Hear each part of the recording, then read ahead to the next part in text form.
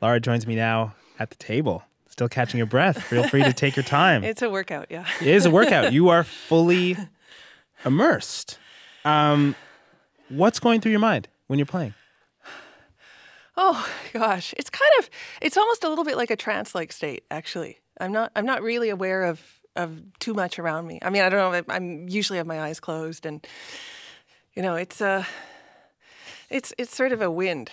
It's hard to describe. No, I mean, I don't exactly know. There's a level of mastery that most people don't have any frame of reference for. I mean, what would you compare it to? You brought up the wind. What would you compare it to give people a sense of what performing is like for you? Well, there is like, a lot of concentration, and when I see it in video, I always kind of shudder. But I have what I call sort of a linebacker pose, where I just kind of like plant my feet and just kind of look like some sort of caveman or something, and that's kind of when I'm like at full concentration, thinking of nothing else, can't open the eyes or whatever. But I'm a very relaxed player as well, so yeah. I'm mostly having fun. Have you always allowed yourself that freedom in performance to be physical and have fun and? Well, I just do whatever's natural, and apparently my linebacker pose is natural. And I mean, I can't sort of do it any other way. So I guess I just have to be okay with it. Okay, I want to ask you about this direction that you've gone to with this album. You've done so many things musically. What made you want to go in this direction for Shiksa?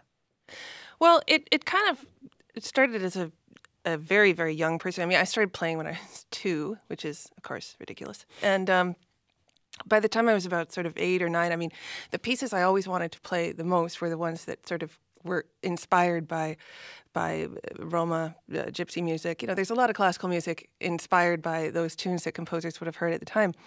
And for example, Zigeunerweisen, I mean, I sort of screamed and yelled till I got to play that when I was 9 years old. And then eventually I went to Hungary when I was 11 and just kind of thought, oh, this is kind of where I belong. Wait a second, what? Was I kidnapped?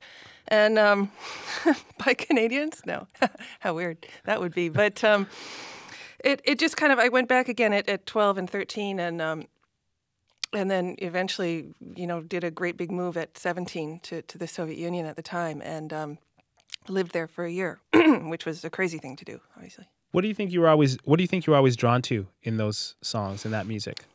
Well, there's a lot of soul to it, sort of sadness and also like just utter passion.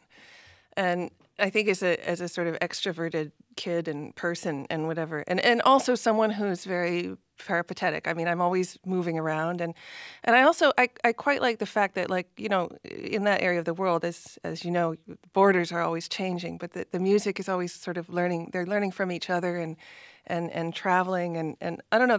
Because on the album we actually have quite a lot of Jewish stuff from the Caucasus, even from the Middle East, from Palestine, from Romania, from Hungary, from Greece, so it's all over the place. And although these are very different styles, there's still something that ties them all together, and I think that's something that fascinates you as a musician. Yeah.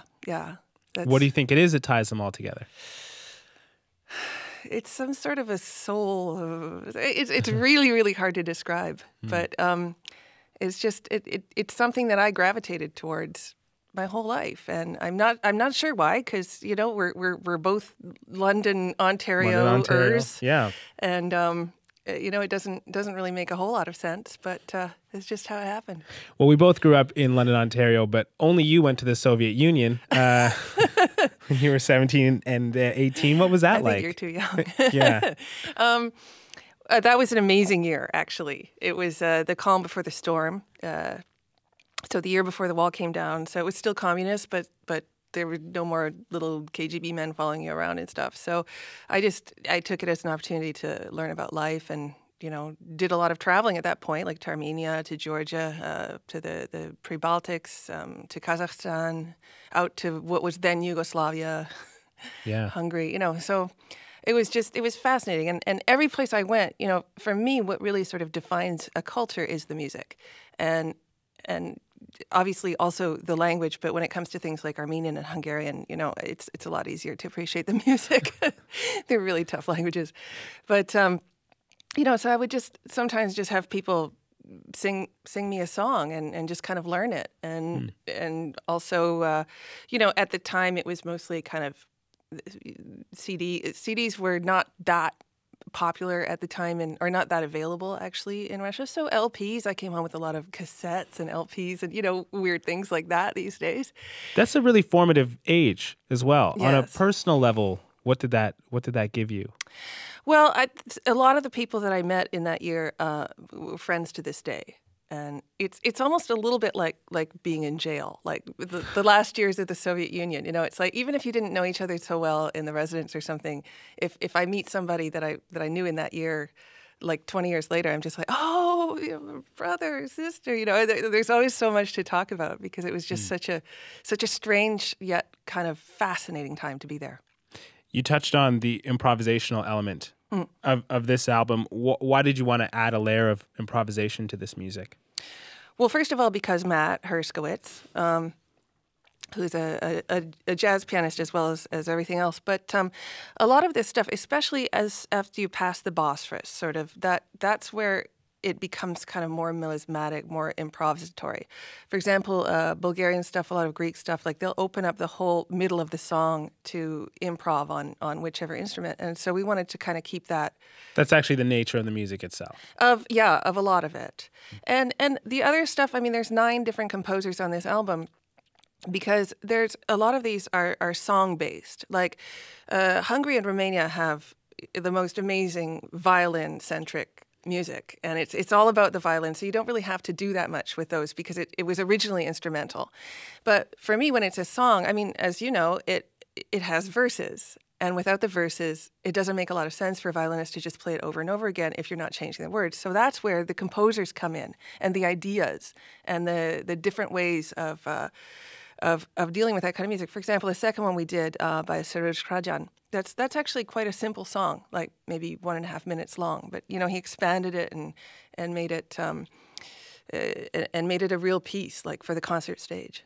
What is that experience like of really respecting and admiring a tradition and also making it new, making it your own? What do you try to do there? Well, for the song stuff, I mean, it needs to change and expand for the concert stage, and I chose basically the composers that I thought would be into doing such a thing and also like really good at it. But I gave them sort of carte blanche. So it was like, okay, here are these tunes, pick 2, and then, you know, make a piece. And you like being challenged by that too? Well, yeah, because it was like fascinating to see what people would come up with. You know, like Matt, one of the tunes on the album is called Nagi Lara, which is, you know, have a Nagila and Lara.